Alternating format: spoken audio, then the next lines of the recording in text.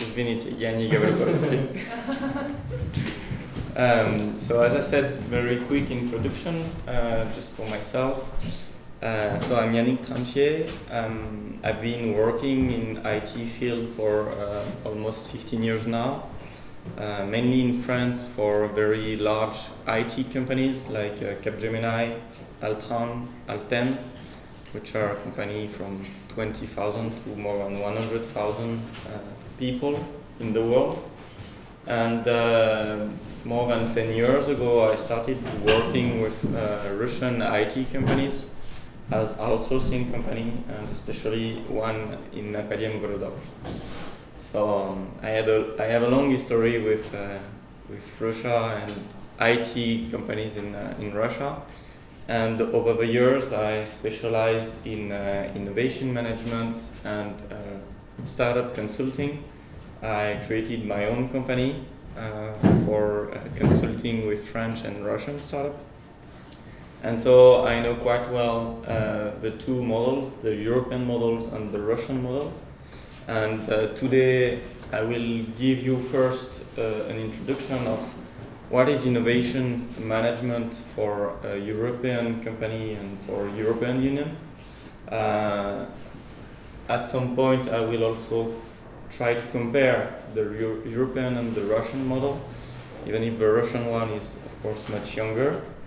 And then I will do a focus on what is innovation, what innovation means for startups, because I guess you are all interested in the startup context.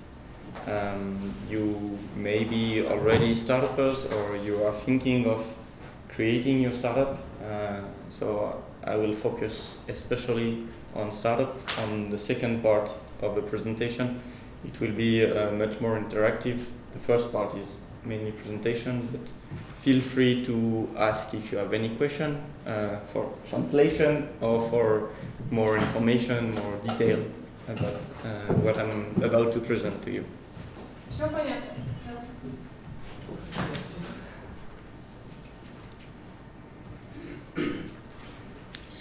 So first, why a course on innovation? This is what I'm about to present, a part of actually a full training program that we provide to clusters. And it is very important for you to understand why this course and this information could help you understanding the economic market around innovation and what is the impact for your life and for your business.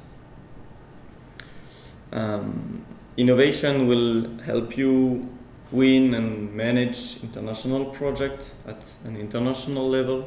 I know right now you're probably thinking of creating a local company at first, but everybody's dream is of course to build a very large company, mostly international, with huge revenues. And in this case, you need to innovate. You can create small companies with small ambition on the local market, but if you think big, you need to innovate. And the innovation is a key factor of selling, of course. For you, it will improve your position against your competitors. Of course, the more you innovate, the more you sell compared to your competitors. And in general, it will help your whole career, because we all know that now we don't spend our entire life in the same company. The philosophy, the mindset have changed. It was probably the case for your parents. It was the case of my parents. They spent all their life in the same company, but now everything is evolving so fast. You will probably change 5 or 10 times of company. Even your own company, you will create one, sell it, create another one, and so on until the end of your life. As for myself, so far, I've been working in more than 5 companies already in less than 15 years. So what is innovation? actually, innovation was created with mankind. For instance, humanity created fire, created tools. By that time, of course, it was very innovative. With fire, you can cook. With tools, you can produce things or transform things.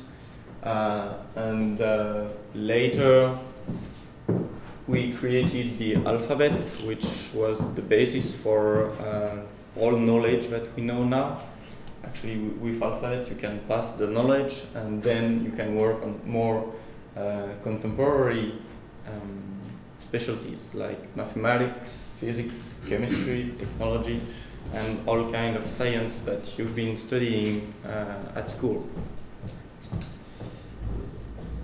The history shows that military purpose is the main source of innovation, and even now, if you look at the US Army, there's a lot of big innovation, disruptive innovation that comes from military organization. The most recent one, of course, is internet. So I guess you know all these examples of the Trojan horse that date back to the Egyptians and the Greeks, and when they entered in the city of Troy in English, sorry, and then archers, and then gunfires and machine guns, and of course fighters, air fighters. And now there are all kind of field for innovation, science that we told already a bit earlier, and more recently all about electronics, computing, and internet, which is right now the main field of innovation. It's in internet that we found the most innovative company and the most numerous. But innovation most of the time doesn't come easily. So you need to do some research. That's what we call R&D. R&D is for startups. It's also for a very large company. Basically, research and development is you decide to find some things, and then you start looking and developing things to achieve this discovery. There's a lot of company. I will show you some numbers about how important is R&D for large, medium, and small companies. The idea now is to give you an average picture of R&D and innovation in global economy. And as I said, then we will focus on startup especially. So for instance, I don't know if you can read everything. This is a chart showing the percentage of R&D expenses in average per country. And you can see that mainly the most innovative, the countries that invest the most in R&D are European. The two first are Sweden and Finland, then you have Japan, and then again Switzerland and Iceland. And all these companies are top rated when it comes to innovation ranking worldwide. So that shows the importance of global R&D investments, not only in startups but also in large companies, because it's a full ecosystem that will benefit from all this research and development.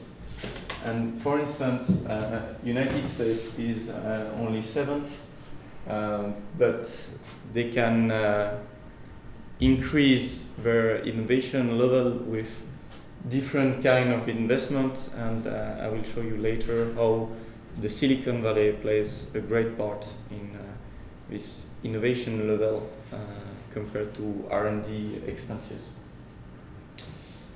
As you can see, Russia is not in the chart. Okay, the chart is a bit old now, but even now, Russia wouldn't be in the chart because there's very little R&D investment in the country, even now in 2013. So that's why there have been so many investment over the past 2-3 years, mainly from state and federal government, to increase because they realize how important this is for the country economy. Quick introduction also to patent, because when we talk about innovation, of course we talk about patents and intellectual property and how to protect this innovation. I guess you all know what is a patent. Mm-hmm. Everybody, maybe you already own some patents. Is there anyone here that has filled a patent application? No? Okay. So it's probably something that you should aim at, because it's a very effective way to create value. The patent has two purposes. First one is to protect your innovation. So you fill an application form to the intellectual property organization in Russia, and then you can extend this protection worldwide. There are agreements between all the countries in the world, almost all the countries in the world, and Russia is part of this worldwide agreement. So you can protect your innovation first in Russia, and then when your company develop abroad, you can extend the protection to other countries. Second purpose is to create value, because when you create a company, the value of your company is not only the money you make, it's the internal value, like the source code you produce, like the patent you fill, like the knowledge that you collect. And this creates a much higher value than the simple revenue that you get from your business model. That's why, for instance, recently one of your fellow startups raised $3 million from Luna Capital. I think the name is Pletox. Yes. And that's it. You heard about Pletox, I guess. And they raised $3 million a few weeks back, I think, from Luna Capital. This is just a startup, so they are not making $3 million of revenue right now, but they raised $3 million because from the very beginning they created value, and this value, part of this value, come from patents and come from the team and come from the production of the team. The value of a patent, that is a tricky question. There's no chart, there's no simple mathematical formula to calculate the value. Actually, it depends on the market, it depends on the perspective, economic perspective for such patent. You can sell this patent for billions of dollars. Actually, it was the case for Motorola in US. So Google acquired Motorola 2 years ago, not because they are a phone manufacturer, because actually Motorola phones are completely outdated compared to Samsung, compared to Apple. But Motorola owns thousands of patents, very useful for Google. So Google put several billions on Motorola to acquire all these patents. So that's why I was saying patents have two purposes: to protect your innovation and to create value. This value that you can sell or that you can exploit in the future.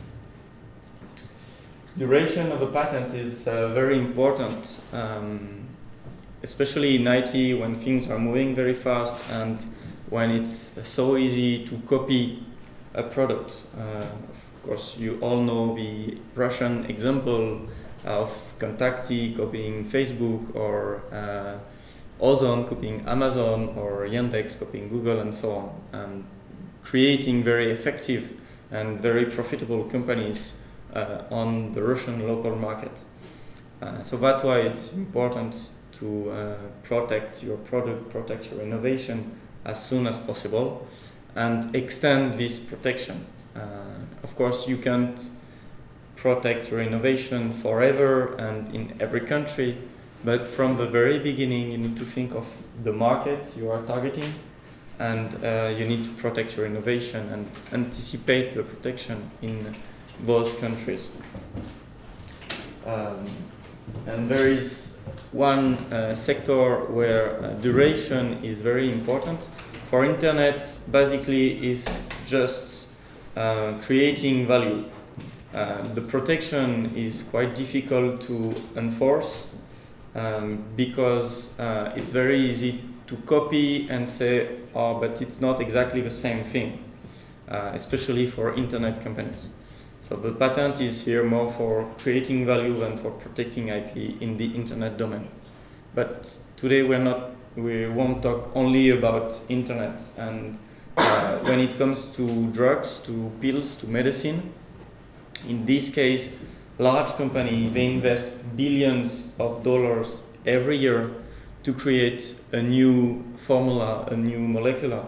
And this has to be protected because you can't just take a 10 billion research program and copy it in 10 days and you would waste at least the $10 billion without this protection. So I guess you've heard about this delay. It depends, it's usually between 10 and 20 years, where the company, the drug or chemistry company, has exclusive right on a molecular or on a formula. So they make as much money as they can for these 10 or 20 years, and then everybody has the right to copy the formula and to produce copycats of this product. And at that point, the value of the product is less, because at the beginning there's only one company. So there's a monopoly, of course the value is huge. And then when you have a lot of competitors, prices and margins are decreasing. And you need to create new formula to create new and more value. If it's too fast or too slow, please tell me, and feel free to ask questions at any time. No worries, everything's really cool. Okay. About the last question, what is the best IP protection? I would say there is two answers. The first is the standard organization, all kind of IP organization. So there's the Russian one, there is the European one, and the Russian one actually is part of this big European organization, and Russia is also part of a worldwide organization for protecting IP. And the second and most effective protection way when you work in a very fast evolving, fast growing industry like internet is just to keep innovating and again, so you're always ahead of your competitors. It's not about protecting actually your innovation, it's just innovating faster and better than your competitors. Quickly, same chart representing all kind of countries across the world, and basically the ranking is almost the same, but R&D chart and R&D ranking, and it's not surprising at all because the purpose of R&D is to create patent. So we can see Switzerland and Sweden just switch places, but basically it's the same. We have the top Nordic countries, European countries, and Japan, who is investing a lot because of their geographical position. Japan is an island, very small, so they have no choice than to innovate in new technology because they can't rely on the agriculture economy, for instance. They can't grow anything in Japan, it's just volcanoes on very small area. compared to Russia that was able to grow a very profitable economy on agriculture and industry. And that's why right now Russia is lagging behind when it comes to new technology and services. And the same for US, so they are not number one in number of patents per inhabitants, but they managed to create such a dynamic economy that they are the number one economy in the world, even if they are not number one in innovation. What about the Chinese? Is it represented on this chart? Chinese, they are not producing a lot of patents. So far, the Chinese economy is more focused on industry so far, so they have the advantage of being the biggest market, local market. So they produce local businesses, but when you create a local business in China, you have almost 2 billion customers. When you create a Russian local company, you have 140 million customers. So the need for innovation is not the same, not on the same level. Sam, what about the legal situation? How the intellectual property is protected in China? Because as far as I heard, that all the new technologies try to be copied, you know, and they don't care about the sues and exactly. That's a major concern for foreign companies, because to bring the new technologies there on their market, right? Exactly, because there's no way to really enforce IP laws in Russia, in China. Even in Russia, it was a big problem, and since the creation of Skolkovo and new laws, there's a new IP tribunal in Skolkovo since last year, I think. So Russia put a lot of effort in ensuring foreign companies that their innovation would be protected on the Russian market. But in China, so far, they don't care at all, because it's such a huge market that all big international companies have to be there to access these 2 billion customers, or maybe 1.5, we never know. But since it's just the largest by far market in the world, and the Chinese government have such power of attraction that they can negotiate whatever they want. For instance, it's a major concern in France. France is number one on nuclear technology, nuclear plants in the world. So we are trying to sell not the technology but the plant to all kind of countries around the world, Arabics and all fast-growing countries with energy issues. In China, the Chinese government said, we don't want to buy plant, we want to buy technology, and we will build plant with your technology. So if you want to be in China, you have no choice. You just sell us technology. It's same for Airbus. Airbus, I guess you know about it. So it's number one and number two in the world aircraft manufacturer. It depends. Every year it changes with Boeing, but Airbus has had to build a plant and to sell technology to Chinese people to produce the new A320 in China for Chinese market. So in this case, you can't protect your technology or your IP because you have to sell it. It's a really smart government policy. You can't but agree, right? Of course, but they have the power to negotiate, yes. Not all countries can do it. They accumulate all the new technologies, the patents inside the country. Yeah. So that's why everybody thinks that in 50 years we will all be Chinese. Oh yeah. Oh yeah. Oh. Probably not all in Russia, but as for Europe or more dense countries, that's a major concern. That's why you have Russia as a buffer, you know. in between the Europe and Yeah, China. yeah, but So they know how to travel to Europe and bypass Yeah. Russia. That's actually also why I so interested in the Russian markets. Aside the fact that I love Russia, it's also a huge potential market for innovation because it's the biggest country and at the same time very small population. So there's a lot of things to do, and Russia is not the priority for US or for China. yeah. So we are still. And currently it's really fast growing market. Exactly. It's we're trying to. I have a lot of numbers about Russia that I present in such conference in Europe, but in this case I won't talk about Russia and all figures.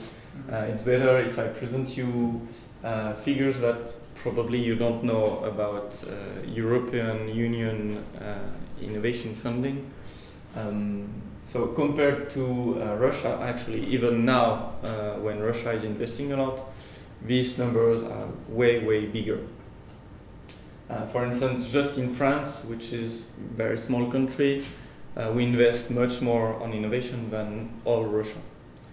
So if you look at the big picture of European Union, you have several kinds of program. The most famous one is Framework Program 7, which actually ends this year, and so we are already preparing the Framework Program 8 for the next 3 years.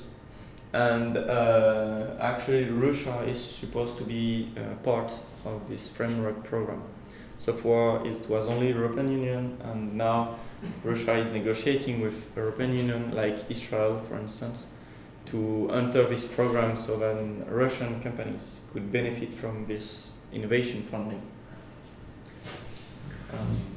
So we are talking about 50 billion euros just for innovation fund. In comparison, Skolkovo, which is right now the largest cluster and innovation fund in Russia, has invested around 300 million as grant in startups last year. So you can see the difference. But actually there's also a lot of clusters and a lot of regions in investing. It's just we're talking in millions, not in billions for each one of these clusters. IT cluster here being one of the most active actually in Russia in terms of funding. Then you have a competitiveness innovation program, so it's more like the kind of contest, innovation contest that you have with FASIE, for instance, just that budgets are much bigger. But the idea is the European Union chooses one or two specific domains, and then they send a call for proposal, and they select the best program among all these. For FP7 and forthcoming FP8, it's not really a contest. You apply, and if your project is valuable, it will get fundings. I won't go into detail to all of our funds. The most important for this presentation this morning is just to see the pictures and to see how much money the European Union is investing in innovation, and we'll see what is the impact for the real economy. So why is Europe the best in the world in innovationally wise? Because these countries, they don't have such huge local markets, so they need to make a difference on the global economy, and innovation is right now the only way to do such thing. We can't rely on our number of inhabitants. We are of course much less than Chinese people. We can't count on our local market because we don't have enough customers. So we need to innovate to sell our product all around the world. If you remember on the first slide, innovation equal selling. You innovate, you sell your product. And in this analysis, unfortunately, a lot of countries are missing because these countries, except for Israel that is catching up very fast, all other countries, they are not really investing in innovation. And Korea is also another exception, thanks to Samsung, which is obviously one of the best innovative company in the world, but for quite long Samsung was just copying Apple. I'm sure you've read a lot of articles about it, and you've read a lot of articles about patent conflict and tribunal fights between Apple and Samsung all over the world. It's quite funny because actually I don't have it with me, but there is this huge chart when you have all the battles between Apple and Samsung for each country, and say, oh, in Germany Apple win, in France Samsung win, in Australia, and they're just spending billions of dollars because for many years, until let's say last year, Samsung was just copying Apple. And because, as I said, protecting innovation in internet and new technology is difficult, Samsung can win some trials even though it's obvious they were copying Apple. Yannick, I have a question. Yes. You mentioned there that Israel is not in that chart. But why? It's just what is connected with, what is the reason for it? I know that Israel has a great many of technological parks and business incubators, and they are developing innovation. Because the charts are just too old. Okay. It was an old picture of a situation. The situation hasn't changed a lot. The rankings are exactly the same. So it's still the Nordic countries, Sweden, Norway, Finland, not Denmark because it's too small, and Switzerland. They are always, depending on the ranking, they are always in the top 5 position worldwide. But Israel, as I said, is catching up very fast. There's a lot of US fund investing in Israel, even Russian fund. Israel, I don't know how they managed to do it, but they are friends with US and with Russia at the same time. They are Jewish. Yes, they are very good at selling all kind of stuff, and now they are very good at selling startups. For instance, the last example is Wazi.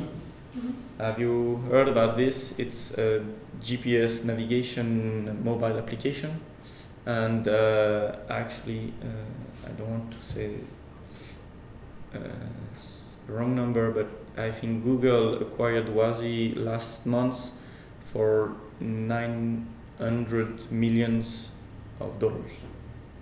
And it's a startup that was created like 4 or 5 years ago.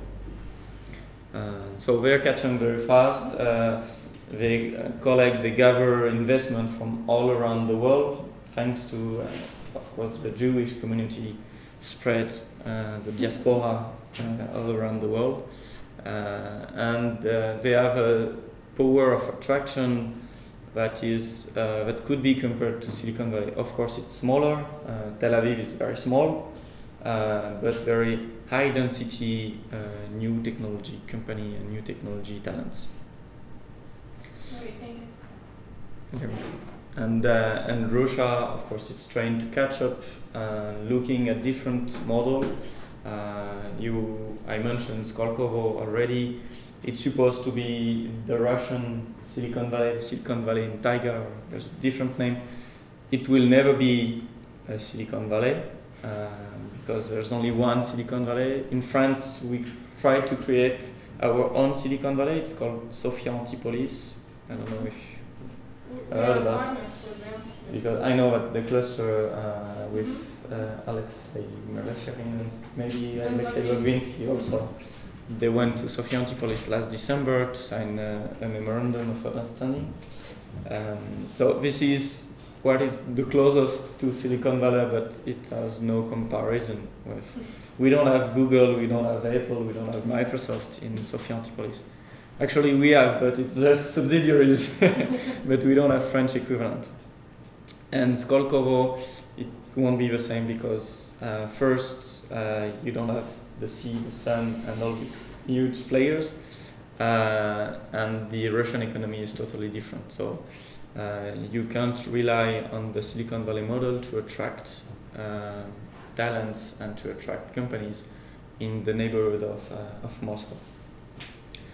So now that's why there are so many initiatives in Russia, the Skolkovo initiative, the Association of Innovative Region, and all kind of local, regional initiative like the IT Park in Kazan, like Akademparka here, and they are looking at the best practices in Israel, in France, in US, and try to adapt it to the Russian specifics, because here we're not in France, we're not in US, so you need to adapt the model. Very quick focus on Nordic countries, and just to understand how they became champion of innovation worldwide. First, actually, it's almost like Russia, I mean, the context. These countries are quite big for European market, not compared to Russia, but empty countries, very low density of inhabitants. So one of the key factors for evolution of a country is telecom technology. Of course, for Finland, you know Nokia, which was for a very long time #1 by far in the world mobile manufacturer. And Sweden also invested a lot in the telecom infrastructure. You have Tele2, which is present in Russia, for instance. They are present in France and in almost every country in the world.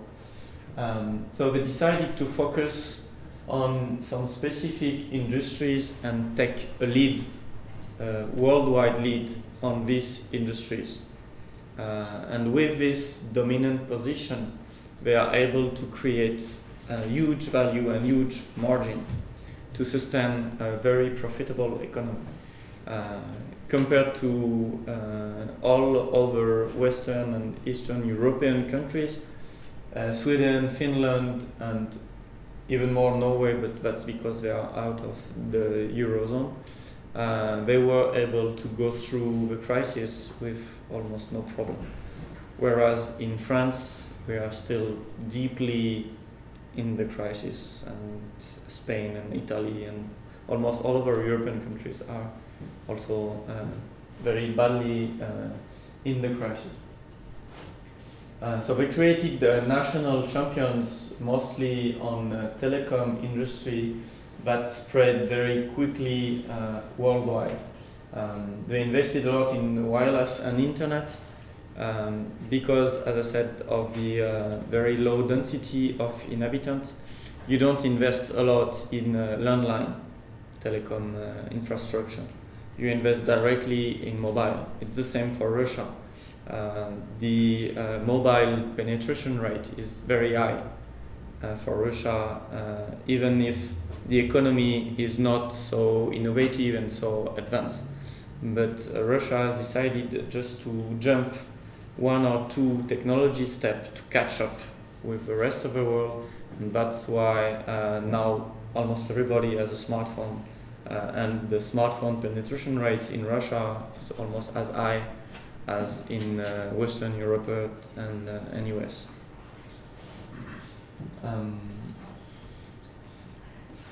And all this thanks to government policy. You can't just create your multinational company on your own, starting in your apartment in Akademparka. You need strong policy, strong support from the government that would lead the way to the future for all new innovative company. And they started quite a long time ago because as you can see, they won one of the first Nobel Prize in 1945. Nobel Prize is a good way to see actually the innovation picture, global picture, because it represents the effort in global innovation in different fields like mathematics, physics, and so on. As far as I know, there is no Russian Nobel Prize, but maybe I'm mistaken, in mathematics and physics. Maybe feel free to correct me if you know Nobel Prize. Nobel Prize in mathematics. No, it's field medal, but it's the same. It's supposed to be the same.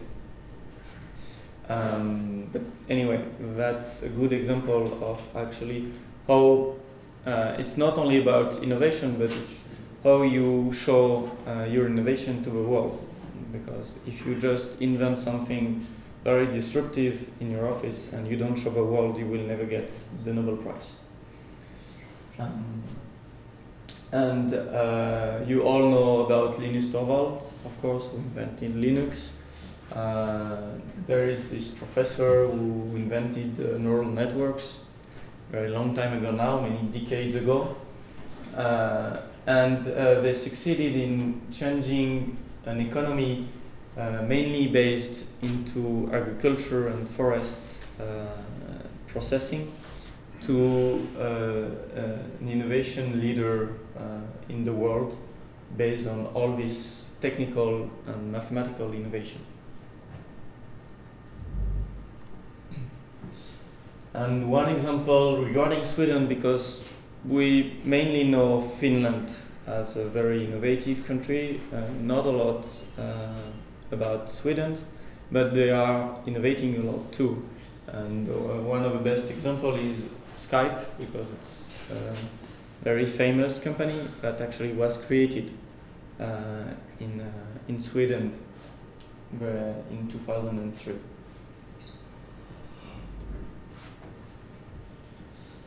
So now, how you manage innovation on a global level? The best way that we found is to create innovation clusters. Silicon Valley is basically just a cluster. So back to World War II, scientists and scientific lab decided to gather all kind of talents, expertise, company in the same place to increase the pace of innovation. That was the main idea behind the first cluster. Because if everybody is in the same place, we are not competitors. We are actually helping each other, communicating, passing innovation to our colleagues so we can improve it or find new application for such innovation. And that's why Silicon Valley is such a big success, because they succeeded in building around a university.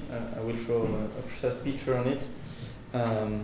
Startups and large company and a full ecosystem of all the different players in the innovation field. So the name cluster actually is quite young. It was created less than 20 years ago, like 15 years ago to be precise. And what is important to notice is that the cluster, it's a place where everybody is working at the same time on the same thing or on the same domain. And that is what the cluster is meant for. There is this very interesting image when you compare local market effect to supermarket. So you just create all kinds of independent but interconnected local shops and it's much more effective than just one supermarket. Now the supermarket model is decaying, even in Russia, but in Europe, these huge hypermarkets now are losing a lot of money. And I will go back, I will tell about it later, but when we talk about clusters and innovative clusters, it's not only about new technology. For instance, in Italy, you have the Renaissance movement that actually gathered all painters and sculptors and architects in the same place, from France, from all leading countries at that time. They were all moving to Italy to create what we all know now as the Renaissance style, which is a huge step in art history. Same for Siècle des Lumières, which is light century. It's this time in France where all philosophers were all in Paris thinking of what would be the future, like Pascal, for instance, which is one of the most famous French philosophers of that time. So what is a cluster? In fact, it's universities, startups, big organizations, big companies, and financial support. So all this put together in the same place at the same time. And with that, we have formal and informal interaction. As I said, it's better to have a lot of small companies all interacting together than just one big company acquiring all these small ones. Because then you have a monopoly. That was the case of Nokia, for instance, 10 years ago, and now they're decaying because they were on top with very few competition, and they stopped, not completely, but they stopped innovating at the same pace. And you can see that startup is in the middle of this ecosystem. It is the source of innovation, and then the financing will help the startup grow. The big firm will bring money, bring value, bring application to these startups. Organization like IT cluster, like business incubator, will help this company to manage their innovation, to deal with incomes, and to manage their expenses. And of course, university will provide with all the talents of the brains that you need for innovation.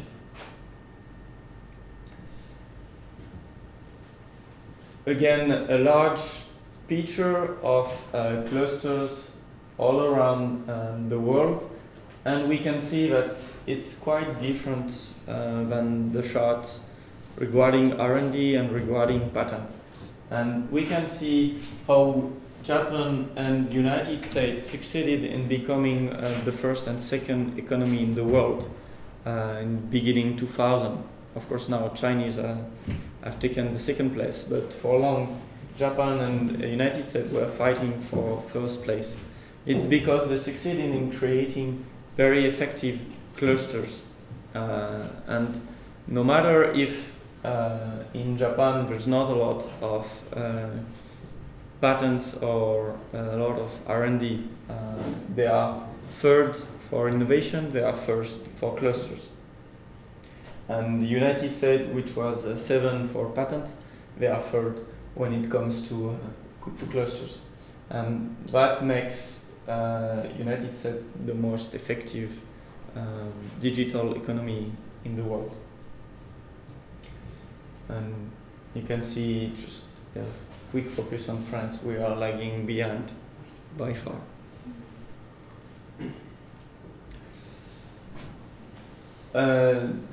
Let's get back quickly to Silicon Valley story. So, as I said, the starting point was the university, because any company, any innovation relies on people. So you need talents, you need brands to create innovation, and all these talents come first from university. University help people to think smart and to anticipate innovation, and then all these brains are gathered in companies to create real-life product. But first, the school, the universities will help formatting brands for future innovation. And Stanford University, very early in the 50s, decided to create this first ecosystem just to help students, just to help postgraduated to apply all their knowledge gathered during the courses to create innovative company. And this investment succeeded in creating a small startup that then attracted much larger company. And one of the first to invest in this Stanford ecosystem was General Electric. It was already a very large company, and they get much bigger thanks to Stanford University ecosystem. So you can see interaction. Oh, only. I'm sorry. I thought we have much more time, so I prepared for more than 2 hours. As soon as we started a bit later. Yeah, of course. I'm sorry, it's my fault. So you can see interaction. I already talked about on the previous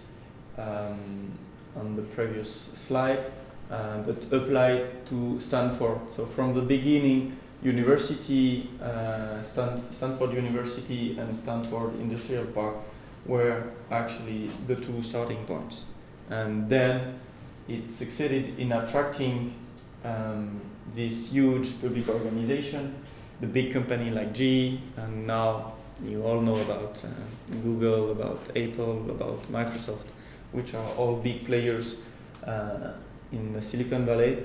And finance.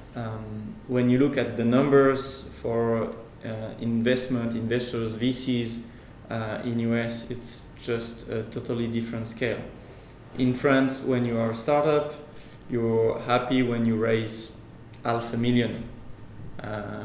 In US, when you start your startup, you raise 5 million. So it's a ratio from 1 to 10.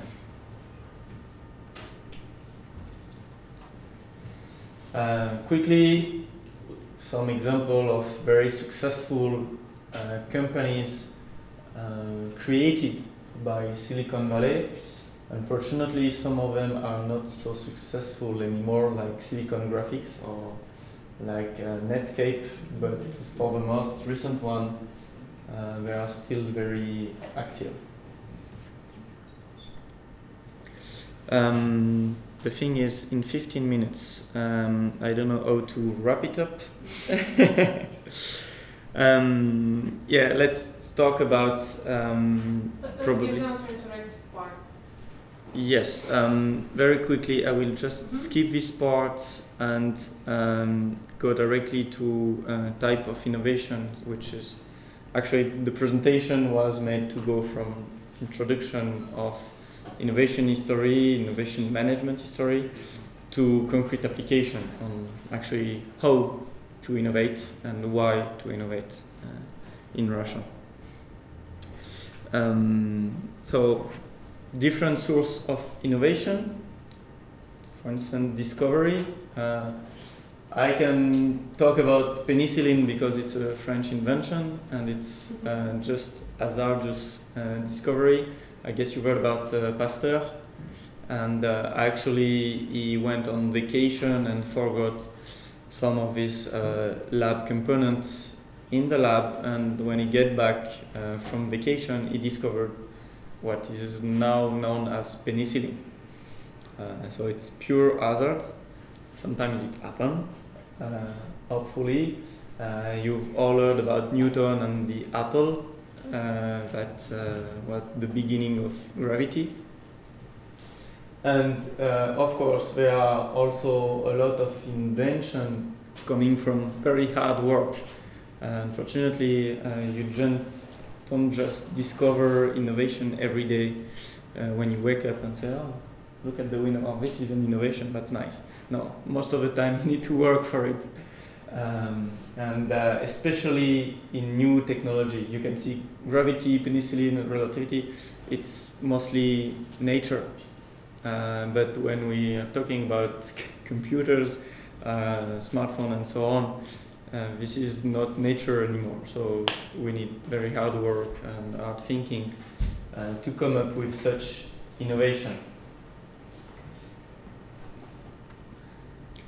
There is only also one very powerful source of innovation is serendipity. Do you know what this word means? Интуитивная прозорливость, это значит. Okay. I thought it was the same in Russian because we have exactly the same word in French, and there's a lot of similarity between French and Russian Ну, дословно, это vocabulary. интуитивная, да, прозорливость. Прозорливость. So basically, what is serendipity? You're looking for something and you're finding something else, but you're finding something. So that is serendipity.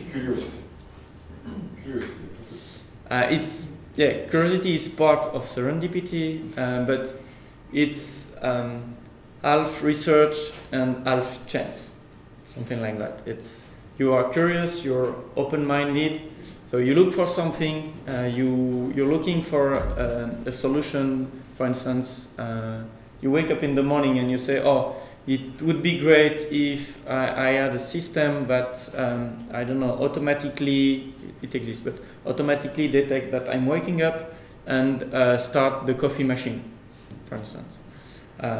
So you look for a solution, and actually, while looking for this solution, you come up with another solution. So you're not making coffee, but maybe you're just starting the dishwasher, or I don't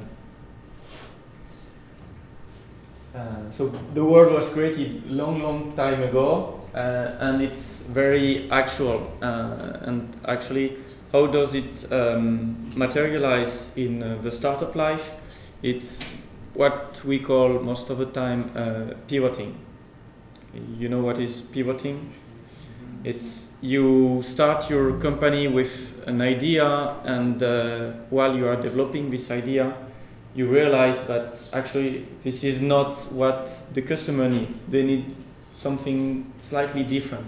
So you're pivoting your company, you're pivoting your idea based on what you first started to do.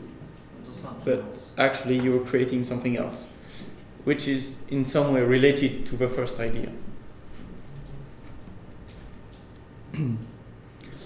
So I will try to speed up. We can distinguish two main categories of innovation: incremental and disruptive. I guess both terms are clear. So incremental, you take a technology, you improve it, and again and again and again and again. So it's step-by-step innovation by improving. Disruptive, it's a breakthrough innovation. So it's something new, like the wheel. It's a disruptive technology. You just don't take a square and transform it into a wheel. It's not incremental innovation. You come up with the idea of the wheel. That is disruptive innovation. Вы поняли?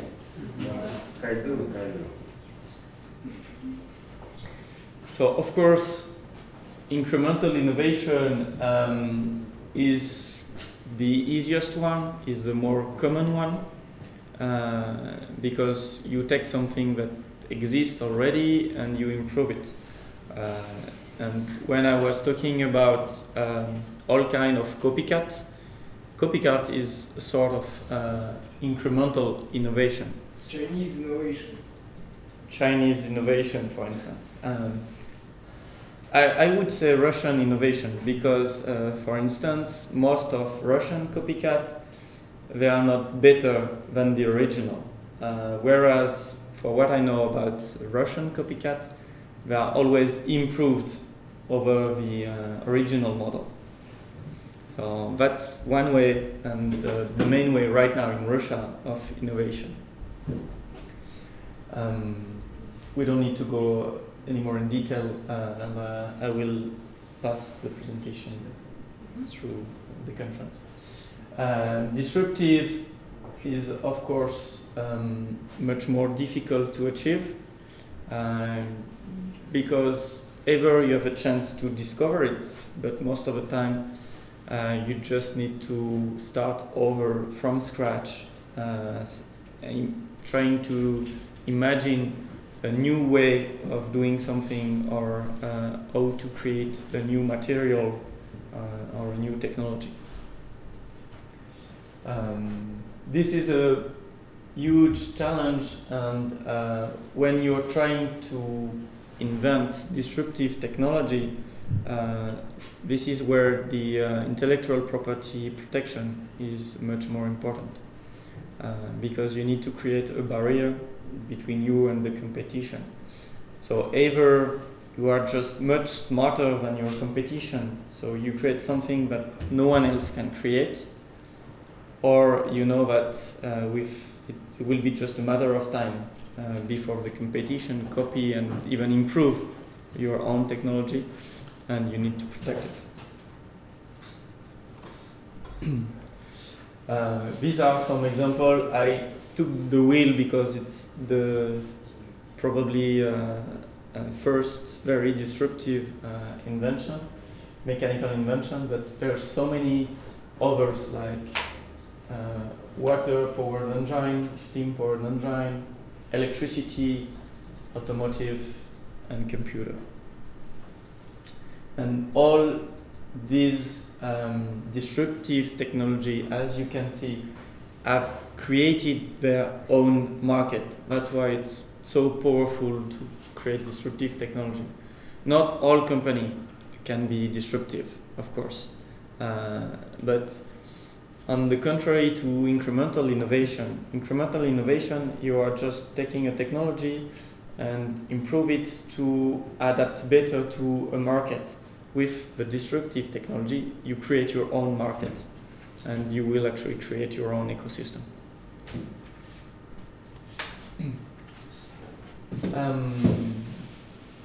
Maybe I should just pass this slide very quickly. Just a quick example of these two technology, how Microsoft was able to overcome Netscape. I remember when I first started working in computer, everybody was using Netscape because it was supposed the most advanced browser in history. But very quickly, they just couldn't catch up with Microsoft innovation, and now Microsoft is completely overtaken by Chrome. At least I don't have the numbers in Russia, but for instance in France there are more Chrome users than Internet Explorer users, whereas 10 years ago I think 95% of French internet users were on Internet Explorer. And Kodak, they didn't realize how important the digital camera market is. So they stick with their old paper system, which is very fun, but now no one uses paper. And Kodak, the only way they find to survive actually is to sell all their patents. They just recently sold for hundreds of millions of dollars for patents. So this is, how to say it, probably a bit pretentious to say the solution, because there is no one solution. There are different kinds of innovation, and unfortunately, even if you follow all these rules, even if you know everything about innovation management, it doesn't mean that your company will be successful and will make billions of dollars. There's a lot of failure, and actually failure is a part of innovation process. That's why all investors, they're investing in a lot of different companies, because they know among 10 companies, only 1 or 2 will be very successful. Probably 5 or 6 will just grow on the local market, and the rest will fail. So you don't have to be afraid of failure. It's completely normal for a startupper to fail, and actually it's better to start with a failure. If you can overcome this first failure, you will be much stronger for the next startup. And in US, for instance, investors prefer to invest in people who already failed, because they know how to manage difficulties, they know how to pivot their business model when needed. Okay, so there's a lot of information on this slide, but basically these are the key points that you need to take into account when you create a business, when you create a startup. First thing is the business model, how you make money. And for this, I will quickly focus on Russia, because for the past 2 years, I've been traveling all across Russia, trying to discover new technology, new startup, new innovative company. Did you succeed? I found quite interesting companies, but most of the time I talked to a lot of startuppers, and they didn't think of all these questions. And my first question is always, how do you make money with your product, your technology, your company? And 90% of the time they say, I don't know. So why do you start a company if you don't know how to make money? Unless this is just for fun. But you don't create a company for fun. You create a company for a precise purpose, and most of the time is to make money. Of course, you may want to make the world a better place, but you still need money. Everybody needs money. So it must be first thing, how you make money. And second question, if the startup had the answer to the first question, they never had the answer to the second question, what is your market? Okay. They have a business model, but there are no market. And I have to say that I met a lot of startups here in Novosibirsk, because I came 2 years ago for a similar conference to a group of startups, and I did it again last year. And every time they say, oh, since the previous conference last year, we thought about our business model, so now we know how to make money. Okay, but what are your customers? They say, oh, we need customers. Yeah, you're right. We have a good business model, but we don't have customers. So this is some sort of checklist. It's not exhaustive, of course. But if you can answer to all these 10 questions, you're at least on the right direction for making your company a success. And probably I will stop with that, or do we have, maybe we will just open in another room, I think, if it's interesting. Face-to-face meetings, Yes, yeah. so if somebody needs a consultation or something like that, you may continue in another room, okay? Yeah, sure. Actually, I would like just to finish with one thing. I've been working with Alexei for quite a long time now, and we came up with a training program that could be interesting for Business Incubator, and Alexei wanted me to tell you quickly a few words about this training program, because as I said, I think that most of startups, at least now in Akademparka and Akademparka, they are lacking the basis. And this training program, it's just an intensive 1 week classes for innovation management. We don't go through all this introduction, and we go directly to what do you need to make your company a success. So we analyze the different kind of business model, we analyze organization, we go on face-to-face meeting to go more into detail. There is pitch station training, and I'd like to have your feedback on such training program to see if you'd be interested, because actually it's you who in the end decide if you need this or not. I'm pretty sure that everybody will be glad to participate. And this is in stage of what stage?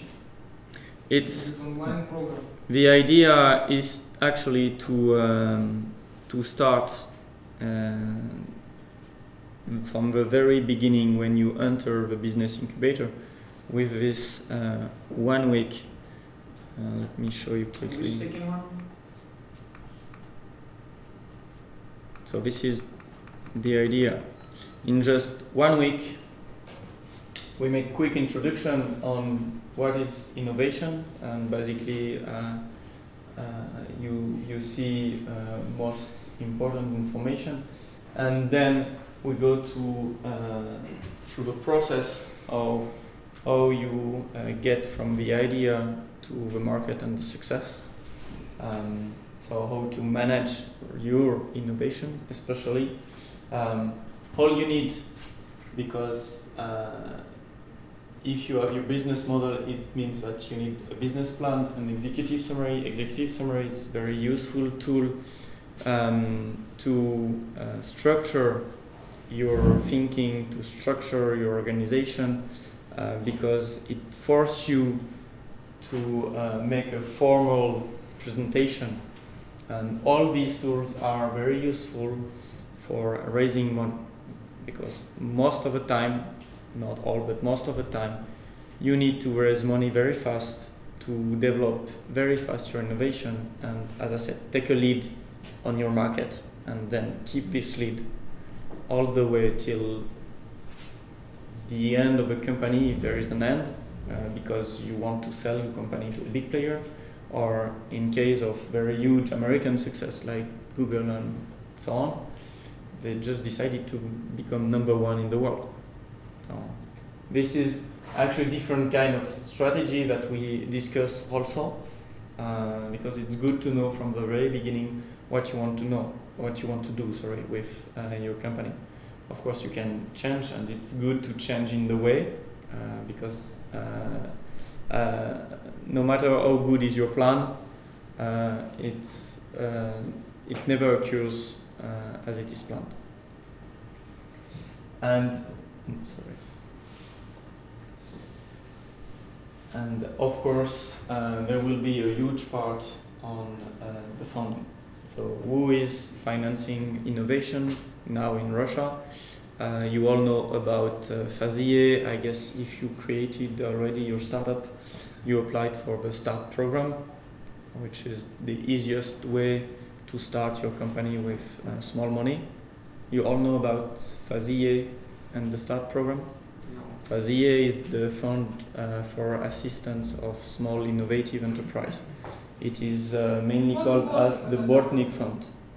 Фонд Бортника, фонд здесь Академпарк является его региональным представителем. Это фонд, который поддерживает малые инновационные предприятия различными суммами. До 3 миллионов. It's 1 million first year, 2 million second year, 3 million ruble third year. Fazier is organizing also some specific contests all year long on each domain. There's also a specific program that I know quite well because it's an agreement between France and Russia. So they are financing a collaborative project between the two countries. So I won't go through all the players, but you have Skolkovo, you have regional funds. You can use technology from university, which is also a very effective way to develop the first step of your innovation company, because you just transfer technology from the university to a company, and it's called the Medvedev law, I think. Which one? Was, I don't, there's a number, but I don't remember, but basically this law allows university to create spin-off to transfer technology to the market. Господи, закон, на основании которого созданы были малые инновационные предприятия в вузах. So these are some examples of what we will see in this training program if you think that it is useful. Who is in the business incubator already? No one? No, we're all applicants for this. You're all applicants? Yeah. Okay. Kind of. Graduates of innovative schools may become residents of business incubators. They are not yet. Okay, so you are the perfect audience for such training program, I think. I didn't understand, sorry. Fresh meat.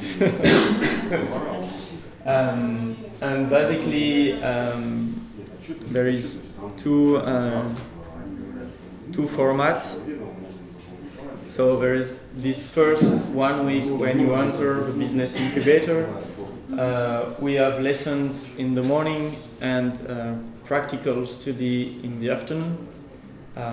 So we go on one-to-one meetings to analyze the specifics of your project, because of course when you enter the business incubator you have just idea or some very little part of the technology of a product you want to develop. And as I said, it is meant to give you all the tools to grow your company very fast. And the idea is to combine this training program with the business incubator selection. So we make sure that all candidates will benefit from such training. But maybe after the training, and as I said, it's not necessarily a bad thing, maybe we will realize that the project is not viable, but at least you don't waste time on this project. After 1 week, you know, I can't assure you that you will make billions of dollars with each idea. It's a kind of pre-incubation. It's the first step. Yes. So it helps speeding up the process, because right now I know that there's already consultancy, but it's very... It doesn't evaluate the project itself. Yes, it's just services on demand, a few hours from time to time. The idea is to be intensive training program. And then I was thinking of the next step, which is the immersive format, and this would be probably after 1 year. I think it's the best timing, because most of the time you need 1 year to develop your innovation, to find your market, to make first contact on the local market, unless you decide you could, but it's not the objective of a business incubator. You could decide to move abroad to start your company, but we are here to encourage local innovation and to give you all necessary tools to grow your company here in Akademparka. And so after 1 year, you should be a fully grown startup with a few people. You should have raised your first angel money or VC money, and your product, first version of the product, should be ready. And it would be very good timing for an immersive program. I suggest to do it in Paris, because Paris is still one of the most innovative places in the world, and I know it very well, so it would be very effective. And you would see actually all the French companies are developing. You could compare to them, and we could organize meetings with startups, experts, large company, to help you improve your business model, to help you accessing the European market, because of course it's a huge step when you start exporting the technology. It's normally the second step. You grow on your local market and then you try to expand globally. I'm sorry. So a large company could be interesting in your technology. Experts could bring improvements to your technology. And visits to universities and clusters could help tie links with maybe competitors but on another market, and you could decide to create joint ventures for improving and growing even much faster.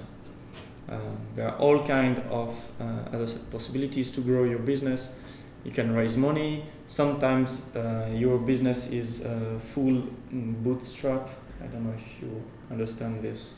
Bootstrap means that actually you don't need external money, because from the very beginning you have a very effective business model, so you make money from the first day of your company. It exists.